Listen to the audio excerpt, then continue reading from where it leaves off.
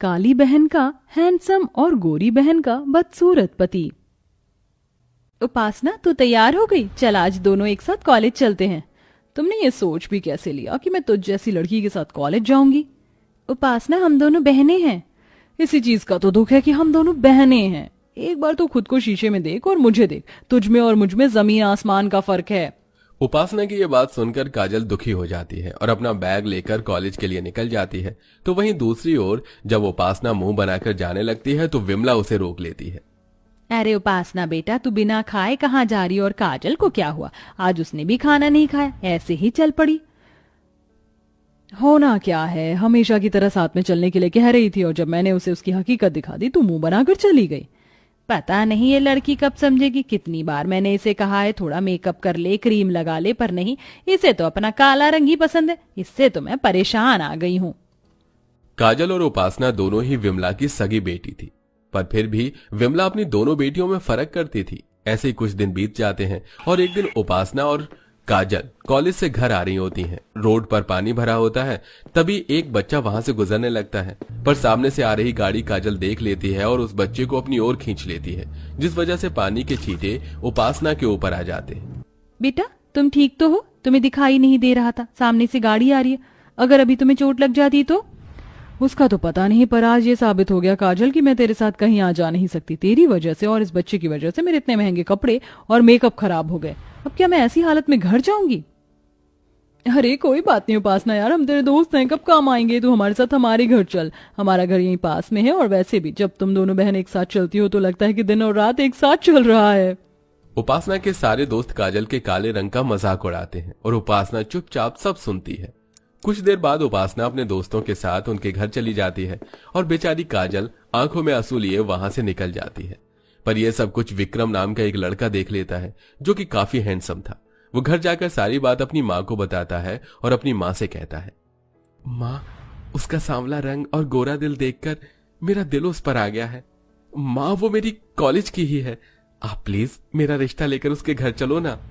अच्छा ठीक है बाबा, ले जाऊंगी उसका रिश्ता, पर पहले तू अपने एग्जाम तो क्लियर कर ले और अपने पापा की कंपनी संभाल ले, क्योंकि कोई भी माँ बाप बेरोजगार के हाथों में अपनी लड़की का हाथ नहीं देते। सही कहा माँ, अब तो मैं काजल को पाने के लिए दुगनी मेहनत करूंगा। विक्रम को काजल इतनी पसंद आती है कि वो हर समय काजल के बारे में सोचता है और कॉलेज में भी बस उसे ही देखता है। समय यूं ही गुजरता है और उन तीनों की पढ़ाई पूरी हो जाती है और विमला उपासना के लिए रिश्ते देखना शुरू कर देती है। बहुत जल्द विक्रम भी अपने पापा की कंपनी संभाल लेता है और अपनी माँ के साथ काजल का हाथ मांगने उसके घर पहुंच जाता है, जहां वो देखता है कि एक और लड़के वाले वहां आए हुए हैं। माफ करना जी, पर हमने आपको पहचाना नहीं। बहन, भाई साहब, मैं विक्रम की माँ हूँ। विक्रम आपकी बेटी को बहुत पसंद करता है, इसीलिए बिना बताए हम यहाँ आपकी बेटी का हाथ मांगने के लिए आ गए हैं। माफ करना बहन, पर मैंने अपनी उपासना का रिश्ता पहले ही सुनील बेटे से तय कर दिया है। कोई बात नहीं बहन जी, हमारी एक और बेटी है, अगर आप चाहे तो हम ये रिश्ता अब भी तय कर सकते हैं। भाई साहब, आपको शायद कोई गलतफहमी हो रही है। हम यहाँ उपासना के लिए नहीं बल्कि काजल का हाथ मांगने के लिए ही आए हैं। क्या काजल का? अरे काजल का रिश्ता सुनकर आप क्यों इतना खुश हो रहे हैं? देखा है आपने लड़के को? कहाँ लड़का इतना स्मार्ट और कहाँ हमारी काजल। कोई मेल नहीं है इन दोनों का। अगर कल को हमारी बेटी को कोई दुख उठाना पड़ा तो माफ करना बहन, आप चले जाइए, हमें कोई रिश्ता नहीं करना। आंटी जी, मैं आपसे वादा करता हूँ, मैं कभी भी काजल की आंखों में आंसू नहीं आने दूंगा। बस आप इस रिश्ते के लिए हाँ कर दीजिए, फिर एक साथ आपके घर में 2 बारात आएंगी। विक्रम की अच्छाई देखकर सुरेश अपनी दूसरी बेटी का रिश्ता भी पक्का कर देता है और बहुत जल्द एक ही मंडप पर काजल और उपासना की शादी हो जाती है। शादी के बाद काजल की जिंदगी में खुशियां आ जाती हैं, तो वहीं दूसरी ओर उपासना भी गोरा पति पाकर बहुत खुश थी। सुनील जी, आप तो मेरे सपनों के राजकुमार से भी ज्यादा गोरे और सुंदर निकले। मुझे तो लगता था कि मुझसे ज्यादा गोरा शायद कोई हो ही नहीं सकता, पर आपने तो सुंदरता में मुझे भी फेल कर दिया। उपासना, ये लो तुम्हारा नजरिया है, इसलिए मैं तुम्हें सुंदर दिखता हूँ, वरना हर कोई बस मेरा मजाक ही बनाता रहा है। लोगों के ताने और उनके मजाक सुनकर मैंने फैसला किया कि मैं खुद को बदल दूंगा, और मैंने खुद को बदल दिया।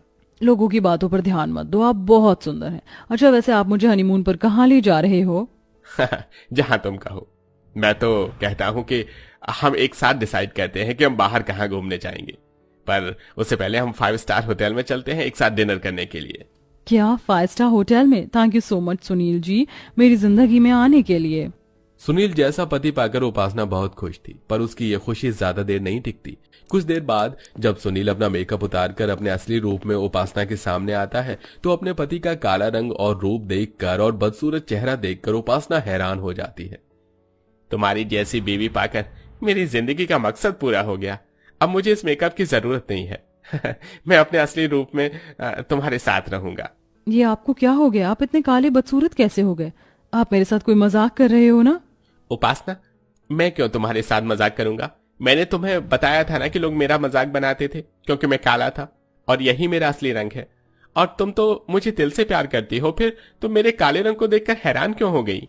नहीं, मैं एक काले इंसान की बीवी नहीं बन सकती। तुमने मुझे धोखा दिया है, दूर रहो मुझसे। सुनील का असली रूप देखकर उपासना की अपनी आंखों पर विश्वास नहीं होता और ना ही वो इस बात को मानने को तैयार होती है और अपनी माँ को फोन करती है। माँ, ये तुमने क्या किया? तुमने मेरी शादी एक काले कलूटे बदसूरत के साथ कर दी और उस काजल की शादी इतने हैंडसम लड़के के साथ, जबकि हैंडसम लड़का मुझे मिलना चाहिए था, पर मुझे वो काला बदसूरत पति मिल गया। उपासना, ये तू क्या कह रही है? अगर दामाद जी सुनेंगे तो उन्हें बुरा लगेगा। क्या खराबी उनके रंग रूप में? वो तुझसे भी ज्यादा गोरे और सुंदर हैं। माँ, मुझे भी अब तक यही लगा था जब तक उनका असली चेहरा नहीं देखा था, पर जब मेकअप उतार कर वो मेरे सामने आए तो उनका काला रंग देखकर मेरे होश उड़ गए। आपने मेरी शादी गलत लड़के से करवा दी। मैं अपने काले बदसूरत पति के साथ चलूंगी तो क्या कहेंगे लोग? गोरी को काला और काली को गोरा पति मिल गया। नहीं माँ, मैं ऐसे आदमी के साथ नहीं रह पाऊंगी। मैं आ रही हूँ आपके पास। जहां उपासना अपने काले बदसूरत पति से परेशान थी तो वहीं दूसरी ओर काजल की जिंदगी का सारा दुख धीरे धीरे खत्म होने लगता है। काजल, हम सिंगापुर जा रहे हैं घूमने के लिए। क्या? सिंगापुर? नहीं नहीं, मुझे नहीं जाना। अगर मैं आपके साथ चलूंगी तो लोग मेरे साथ साथ आपका भी मजाक बनाएंगे। तो बनाने दो, मुझे फर्क नहीं पड़ता और तुम्हें भी फर्क नहीं पड़ना चाहिए, समझी? तुम अब चलो, पैकिंग कर लो, कल ही निकल रहे हैं हम। अब अगले दिन विक्रम और काजल सिंगापुर घूमने के लिए चले जाते हैं और काजल अपने पति के साथ सिंगापुर की फोटो व्हाट्सएप स्टेटस पर लगाती है, जिसे देखकर उपासना काजल की खुशियों से और भी ज्यादा नफरत करने लगती है और अपने पति के काले रंग से और भी ज्यादा जलने लगती है। काश कि मेरी शादी विक्रम से होती। मैं इस काले सुनील को डिजर्व नहीं करती और ना ही विक्रम उस काजल को, पर फिर भी लंगूर के हाथ में अंगूर और मुझ जैसी सुंदर सी लड़की को ऐसा बदसूरत पति मिल गया। काजल का स्टेटस देखकर उपासना को बहुत गुस्सा आता है और वो गुस्से में अपना फोन तोड़ देती है। फोन टूटने की आवाज सुनकर सुनील वहां आता है।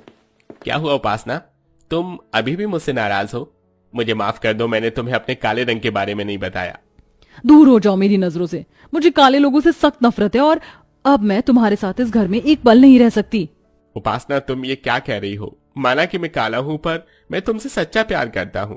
तुम्हारे लिए मैं सब कुछ कर सकता हूं। तुम सिर्फ एक रंग के लिए मेरे साथ ऐसा नहीं कर सकती। सुनील उपासना को काफी रोकने की कोशिश करता है, पर उपासना नहीं रुकती और अपनी माँ के पास चली जाती है। तो वहीं दूसरी ओर शादी के बाद काजल को सारी खुशियां मिलती हैं, जिसके लिए वो तरसती थी। शादी के बाद काजल एक खुशहाल जिंदगी जीती है और उपासना सारी जिंदगी अपने मायके में रहती है।